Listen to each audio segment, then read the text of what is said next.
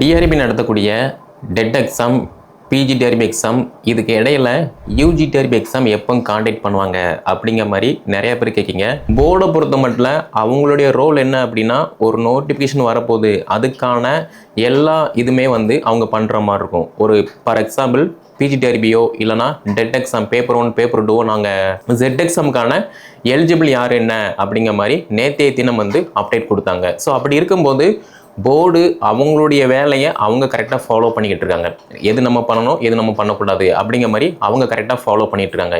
கவர்மெண்ட்டை பொறுத்த மட்டும் அவங்க நினைச்சாங்க அப்படின்னா எப்போ என்ன வேணால் பண்ணுவாங்க. அப்படி இருக்கும்போது நாளைக்கே அப்பாயின்மெண்ட் ஆர்டர் கொடுத்தாங்க அப்படின்னா ஒன்றுமே பண்ண முடியாது. இந்த எக்ஸாமுக்கு தமிழ் தகுதி தேர்வு மஸ்ட் இம்பார்ட்டன்ஸ். நீங்கள் தமிழ் தகுதி தேர்வில் பாஸ் பண்ணால் தான் உங்களோட மெயின் பேப்பரை வேலிஷனுக்கு எடுப்பாங்க. நீங்கள் தமிழ் தகுதி தேர்வில் ஃபெயில் ஆகிட்டீங்க அப்படின்னா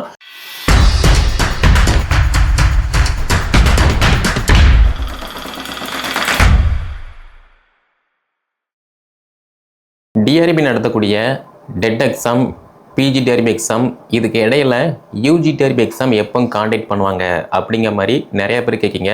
உங்கள் எல்லாருக்குமே தெரியும், டிஆர்பி போர்டு இந்த வருஷத்துக்கான வருடாந்திர கால அட்டவணை பப்ளிஷ் பண்ணலை. ஓகே, ஆனாலுமே ஒரு சில போட்டித் தேர்வுகளுக்கான நோட்டிஃபிகேஷன், அதே மாதிரி எந்த எக்ஸாம் காண்டக்ட் பண்ண போகிறோம் அப்படிங்கிற மாதிரி எல்லா அப்டேட்டுமே டிஆர்பி வெப்சைட்டில் அவங்க அப்டேட் பண்ணிக்கிட்டு தான் இருக்காங்க. அப்போது போர்டை பொறுத்த மட்டும் அவங்களுடைய ரோல் என்ன அப்படின்னா, ஒரு நோட்டிஃபிகேஷன் வரப்போகுது, அதுக்கான எல்லா இதுவுமே அவங்க பண்ணுற மாதிரி இருக்கும். ஒரு ஃபார் எக்ஸாம்பிள் பிஜி டிஆர்பியோ இல்லைனா டெட் எக்ஸாம் பேப்பர் 1 பேப்பர் 2 நாங்கள் நோட்டிஃபிகேஷன் பப்ளிஷ் பண்ண போகிறாங்க அப்படின்னா அதுக்கு தகுந்த வேலைப்பாடுகள் எல்லாமே போர்டு பார்த்துக்கிட்டு தான் இருப்பாங்க. பட் அது நமக்கு தெரியணும்னு சொல்லி எந்த விதமான ஒரு அவசியமும் கிடையாது. ஓகே, அதே மாதிரி இவங்க அந்த டென்டேட்டிவ் ஆனுவல் பிளானர் கூட பப்ளிஷ் பண்ணலை அப்படிங்கிற மாதிரி கேட்டிங்க அப்படின்னா, ஆனுவல் பிளானர் அப்படின்னு பார்க்கும்போது டிசம்பர் மாதம் பப்ளிஷ் பண்ணணும். அதாவது டிசம்பர் லாஸ்ட் வீக்கோ அப்படி இல்லைன்னா ஜனவரி ஃபஸ்ட் வீக்கோ பப்ளிஷ் பண்ணணும். பட் இப்போ வரைக்குமே பிப்ரவரி மாதம் முடிய போது, இப்போ வரைக்குமே பப்ளிஷ் பண்ணலை.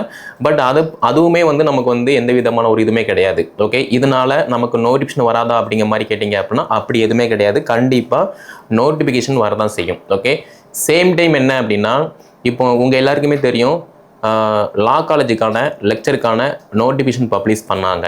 அதே மாதிரி ஜெட் எக்ஸாமுக்கான அந்த என்னைக்கு நாங்கள் எக்ஸாம் காண்டக்ட் பண்ண போகிறோம் அப்படிங்கிற மாதிரி அப்டேட் கொடுத்தாங்க. ஸோ இதுக்கு இடையில ஜெட் எக்ஸாமுக்கான எலிஜிபிள் யார் என்ன அப்படிங்கிற மாதிரி நேற்றைய தினம் அப்டேட் கொடுத்தாங்க. ஸோ அப்படி இருக்கும்போது போர்டு அவங்களுடைய வேலையை அவங்க கரெக்டாக ஃபாலோ பண்ணிக்கிட்டு இருக்காங்க.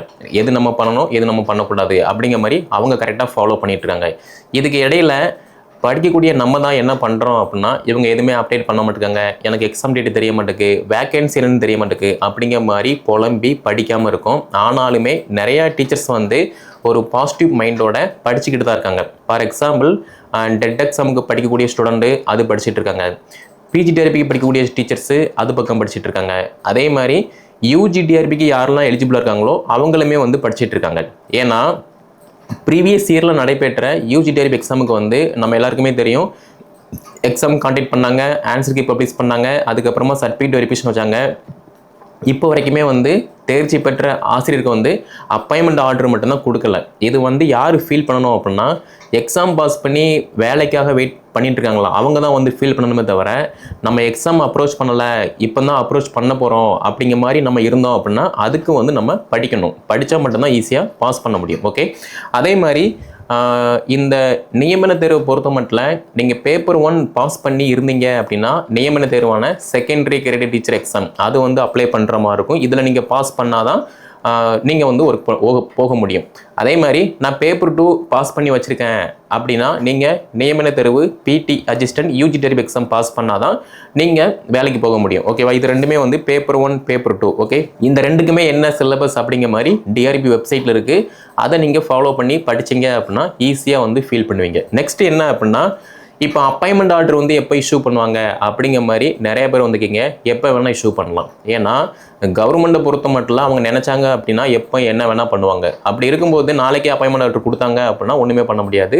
ஸோ கொடுத்தாங்க அப்படின்னா சிறப்பு தான். ஓகே, ஸோ அது கவர்மெண்ட் சைடில் இருக்கக்கூடிய ப்ராப்ளம் நம்ம ஃபீல் பண்ண வேண்டாம். ஓகே, சேம் டைம் இந்த வருஷம் யூஜி டிஆர்பி எக்ஸாம் வருமா வராதா அப்படிங்கிற மாதிரி கேட்டிங்க அப்படின்னா கிட்டத்தட்ட 900க்கும் மேற்பட்ட காலி பணியிடங்கள் இருக்க தான் செய்து வரக்கூடிய வாய்ப்புகள் வந்திருக்கு. அதே மாதிரி எந்த மாதம் கால்பர் பண்ணுவாங்க அப்படிங்கிற மாதிரி கேட்டிங்க அப்படின்னா இந்த வருஷத்தில் லாஸ்ட் மந்தான டிசம்பர் மந்த் கால்பர் பண்ணுற மாதிரி இருக்கும். அதே மாதிரி நெக்ஸ்ட் இயர் 2026 வந்து பிப்ரவரி மாதம் வந்து நமக்கு எக்ஸாம் காண்டக்ட் பண்ணுற மாதிரி இருக்குது. அப்போது எக்ஸாமை பொறுத்த மட்டும் எப்போ வேணால் கால்பர் பண்ணலாம், வேக்கன்சி இருக்குன்னு தெரியுது. அதுக்கு தகுந்த மாதிரி நம்ம ப்ரிப்ரேஷன் பண்ணணும் அப்படின்னா ஈஸியாக பாஸ் பண்ண முடியும். அதை விட்டுட்டு நம்ம எதுவுமே ப்ரிப்ரேஷன் பண்ணலை, நான் புலம்பிக்கிட்டு இருக்கேன், படிக்கவே இல்லை அப்படின்னா ஒன்றுமே பண்ண முடியாது. ஓகேவா? ஸோ நான் ஃபஸ்ட்டே சொல்லிட்டேன், 900க்கும் மேற்பட்ட காலி பணியிடங்கள் இருக்க தான் செய்து. கூடிய விரைவில் அதுக்கான நோட்டிஃபிகேஷன் பப்ளிஷ் பண்ண போகிறாங்க.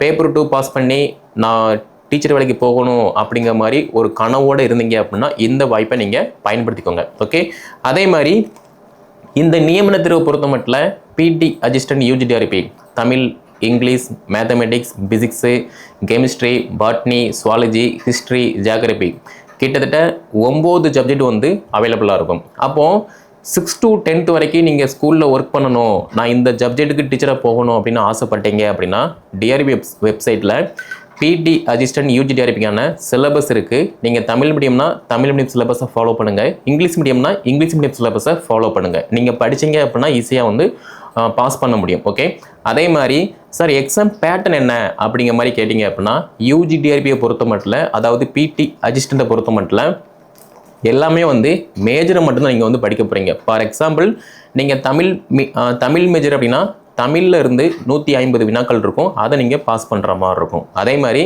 இங்கிலீஷு அப்படின்னா இங்கிலீஷில் இருந்து 150 வினாக்கள். ஓகே, மேக்ஸ் எவனா மேக்ஸில் இருந்து 150 வினாக்கள். ஓகே, அப்போது நீங்கள் உங்களோட மேஜரில் எவ்வளோக்கு எவ்வளோ அப்டேட்டாக இருக்கீங்களோ அதை பொறுத்து உங்களுடைய வெற்றி வந்து தீர்மானிக்கப்படுது. ஓகே, இதே மாதிரி இந்த எக்ஸாமுக்கு வந்து தமிழ் தகுதி தேர்வு மஸ்ட் இம்பார்ட்டன்ஸ். நீங்கள் தமிழ் தகுதி தேர்வில் பாஸ் பண்ணால் தான் உங்களோட மெயின் பேப்பரை வந்து வேலிஷனுக்கு வந்து எடுப்பாங்க. நீங்கள் தமிழ் தகுதி தேர்வில் ஃபெயில் ஆகிட்டீங்க அப்படின்னா உங்களோட மெயின் பேப்பரை வந்து வேலிஷனுக்கு எடுக்க மாட்டாங்க. அதனால் தமிழ் தகுதி தேர்வு 6 to 12th வரைக்குள்ள தமிழ் புத்தகத்தை நீங்கள் நல்லா படிச்சிங்க அப்படின்னா ஈஸியாக பாஸ் பண்ணிடலாம். அதே மாதிரி மேஜரை பொறுத்த மட்டும் நீங்கள் UG, PG, reference syllabus wise நீங்கள் படிச்சிங்க அப்படின்னா ஈஸியாக வந்து பாஸ் பண்ணிடலாம். ஓகே, ஸோ வேக்கன்சி இருக்குது, கால்பர் வரப்போதுன்னு கன்ஃபார்ம் தெரியும். நீங்கள் படிச்சிங்க அப்படின்னா ஈஸியாக பாஸ் பண்ணி ஒரு கவர்மெண்ட் ஸ்கூலில் 6 to 10th வரைக்குள்ள ஒரு வகுப்பறையில் நீங்களுமே ஒரு ஆசிரியராக பணியில் அமரலாம். ஓகே, அதே மாதிரி சார் இதை நாங்கள் படிக்கவா வேண்டாமா அப்படிங்கிற மாதிரி கேட்டிங்க அப்படின்னா படிச்சிங்க அப்படின்னா உங்களுக்கு நல்லது.